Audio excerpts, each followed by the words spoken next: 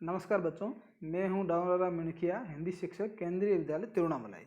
आज हम कक्षा 9वीं की पाठ्य पुस्तक क्षितिज का पहला पाठ है दो बेलों की कथा, जिसके लेखक का नाम है मुंशी प्रेमचंद। उसके बारे में अध्ययन करेंगे। दो बेलों की कथा में दो बेलों को का वर्णन किया गया है। उन दो बेलों के नाम है हीरा और मोती। उनके बारे में वर्णन किया गया है। तो पशु को भी अपने घर से लगाव होता है। किसी कारणवश घर छूटने पर लाख परेशानियां सहकर भी वह घर लौटने का प्रयास करता है। इतना ही नहीं, पशुओं में मित्रता का भी भाव होता है।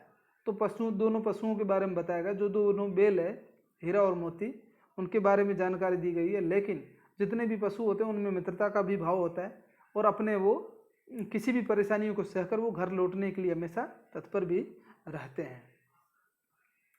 तो कहानी की शुरुआत करते हैं। दो बैलों की कथा एक शिक्षाप्रद कहानी है। इसमें मुख्य नायक हीरा और मोती है। मोती नामक दो बैल हैं। इस कहानी के लेखक मुंशी प्रेमचंद जी हैं। ये दोनों बैल सीधे साधे लोगों का प्रतीक है। दोनों को बहुत सारी आपदाओं का सामना करना पड़ता है, पर फिर भी दोनों एक दूसरे का साथ नहीं छोड़ते। दोनों अपनी आज़ादी के लिए संघर्ष करते हैं, कई सारे नैतिक मूल्यों का भी ध्यान रखते हैं और अंत में दोनों अपने घर लौट आते हैं। तो ये दो बैलों की कथा यहाँ पर दी गई है। शुरुआत करते हैं। झूरी के पास दो बैल थे। वे नांद में एक साथ मुंह डालते और एक साथ ही हटाते। झूरी उनके चारे पानी का हमेशा ध्यान रखता। वह कभी भूलकर भी उन्हें मारता पीटता नहीं था।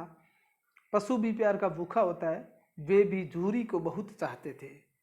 अब दोनों बैल जो हीरा और मोती, उनके मालिक का नाम क्या था? झूरी, जिनके पास ये दोनों बैल रहते थे। लेकिन झूरी इनसे बहुत ज़्यादा प्यार करता था और जो बैल वो भी इन्हें बहुत चाहते थे और झूरी भी इन्हें बहुत चाहता था और इन्हें कभी भी मारता और पीटता नहीं था।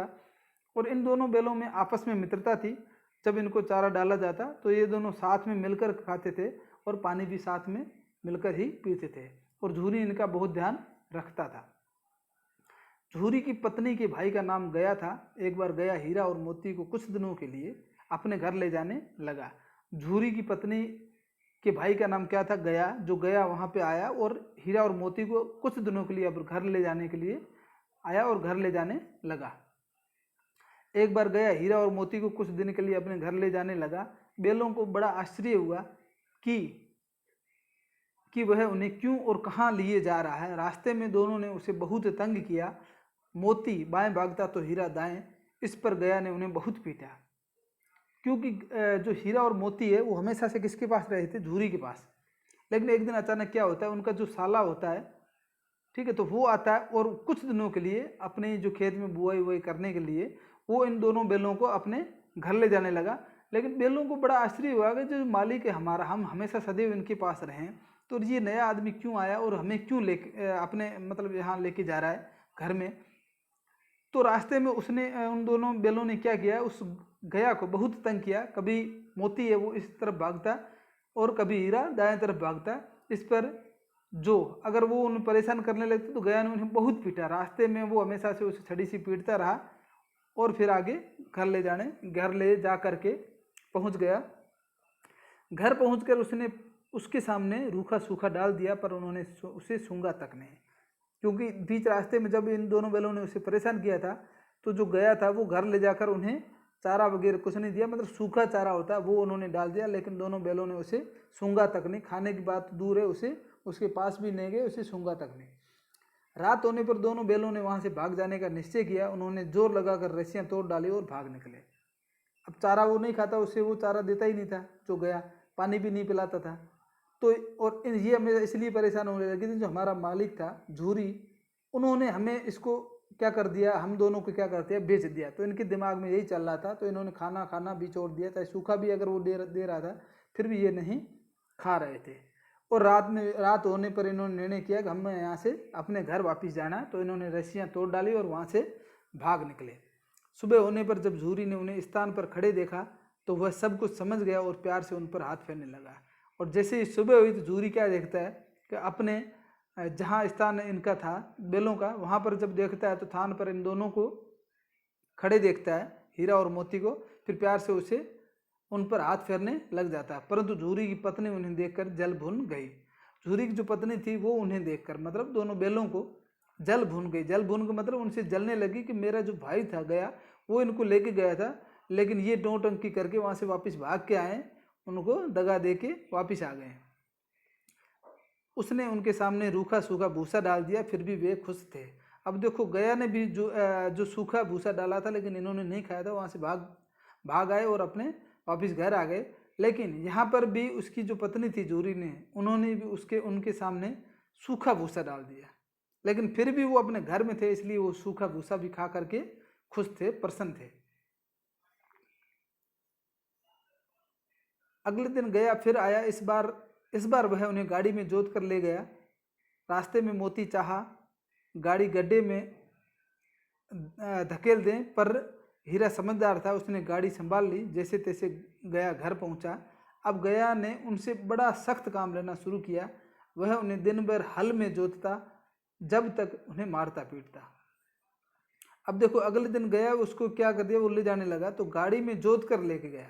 लेकिन रास्ते में मोती ने क्या किया कि गाड़ी को हम गड्ढे में धकेलते हैं, लेकिन फिर जो मोती था वो थोड़ा सा समझदार था, इसलिए उन्होंने कहा भाई, हीरा समझदार था इसलिए हीरा ने उनको थोड़ा सा इशारा देकर मना किया, भाई हमको ऐसा नहीं करना है, ठीक है। तो गया ने उनसे बड़ा सख्त का, वहाँ ले जाने के बाद सीधी उन्होंने बुआई कर दी और उनको दिन भर क्या करता, मारता पीटता और हमेशा काम उनसे करवाता। शाम को घर लाकर मोटे मोटे रस्सों से बांधकर उनके सामने रूखा सूखा भूसा डाल देता। वे लाचार निगाहों से एक दूसरे को देखते रहते। गया की एक बेटी थी, वह बैलों की दुर्दशा देखती तो उसे बुरा लगता। अब दुर्दशा में क्या उपसर्ग है, दुर है, और दशा मूल शब्द है। देखती रहती तो उसे बुरा लगता। वह रात को चुपके से उन्हें रोटी खिलाती। दोनों बैल उसके प्यार के सामने अपनी मार और अपमान भूल जाते। अब शाम को जब वो घर आते तो उसमें उनके वहाँ पर एक जो उनकी जो बिटिया लड़की थी एक, वो उन्हें हमेशा क्या करती, चुपके से रोटी खिला देती थी। एक दिन मोती अपनी रस्सी को चबाकर तोड़ने की कोशिश कर रहा। जो मोती था वो रस्सी को चबाने लग गया। तभी गया की बेटी आई, जो गया की जो बेटी थी वो आई, उसने दोनों बैलों को खोल दिया। अब देखो गया जब वो रस्सी तोड़ने का वो कर रहे थे, उस समय उसकी जो बेटी है गया की वो आ गई, उसने दोनों बैलों को खोल दिया।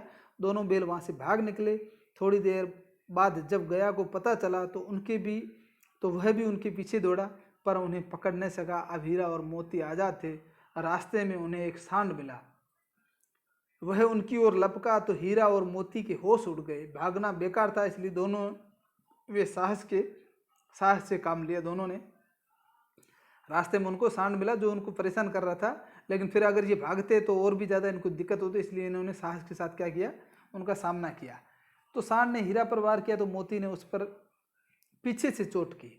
सांड घबराया, वह किसी एक का तो मारकर कचमूर निकाल देता, पर यहाँ दो थे, मिलकर काम करने में बल है। दोनों ने मिलकर सांड को भगा दिया। मोती कुछ दूर उसके पीछे दौड़ा, पर हीरा ने उसे दूर तक न जाने दिया। अब दोनों प्रसन्न थे, क्योंकि वहाँ से निकल चुके थे। जो उनकी लड़की थी उन्होंने इनको आज़ाद कर दिया था, तो ये वहाँ से भाग निकले थे। बीच में इनका सांड से सामना होता है, लेकिन सांड को ये क्या करते हैं, ध्वस्त कर देते हैं, उनको मार पीट के फिर आगे की ओर बढ़ते हैं। अब दोनों प्रसन्न थे क्योंकि वापस घर की ओर जा रहे थे।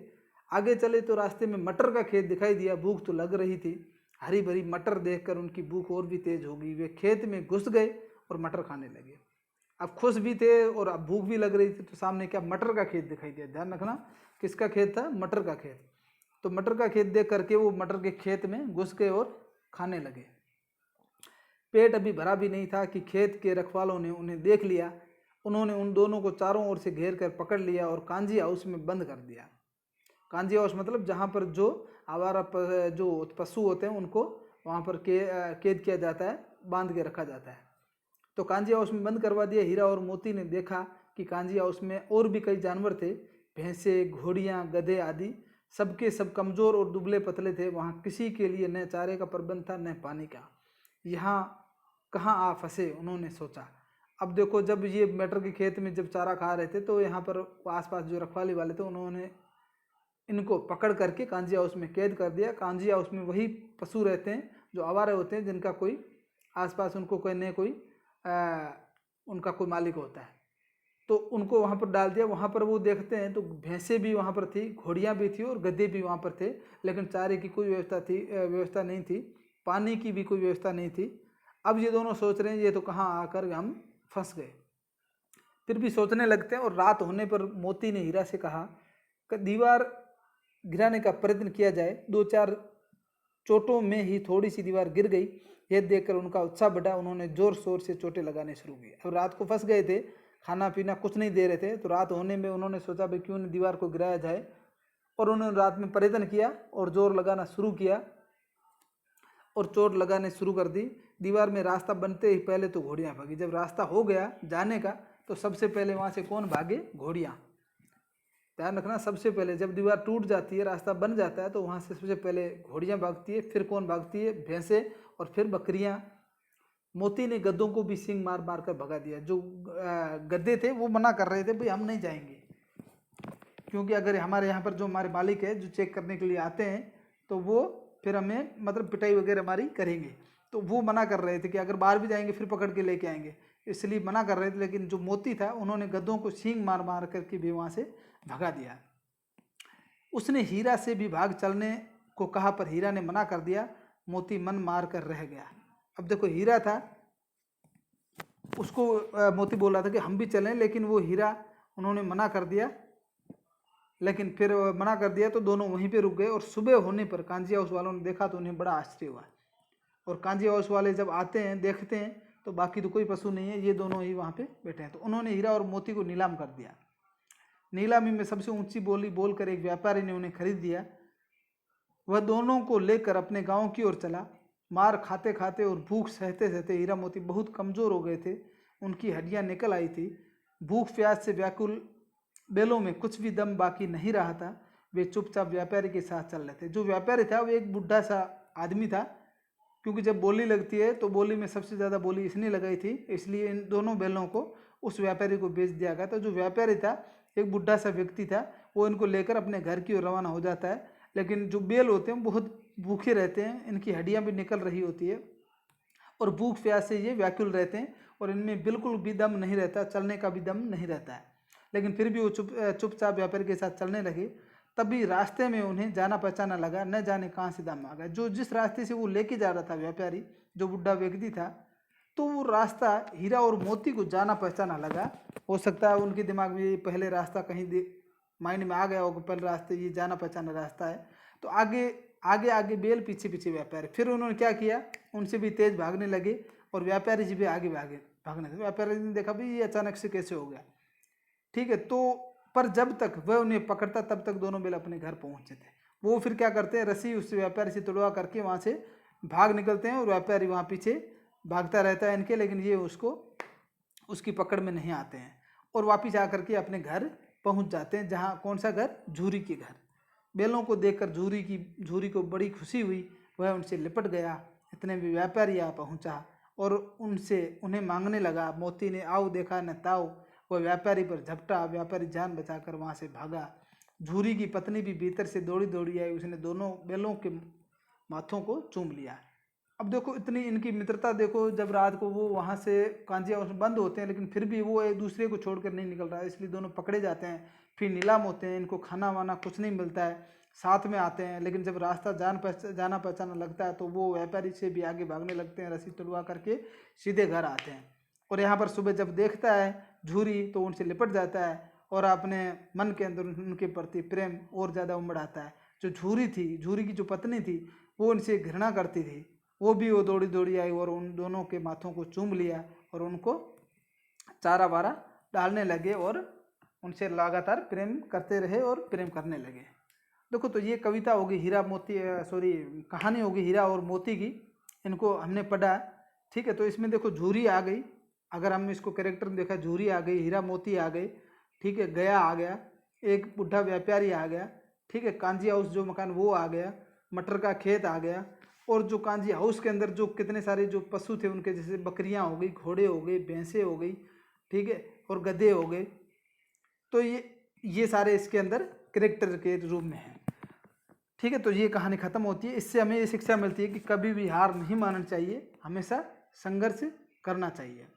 अब सबसे पीछे इसके शब्दार्थ लिखे हुए हैं, शब्दार्थ आपको पढ़ लेना। निरापद,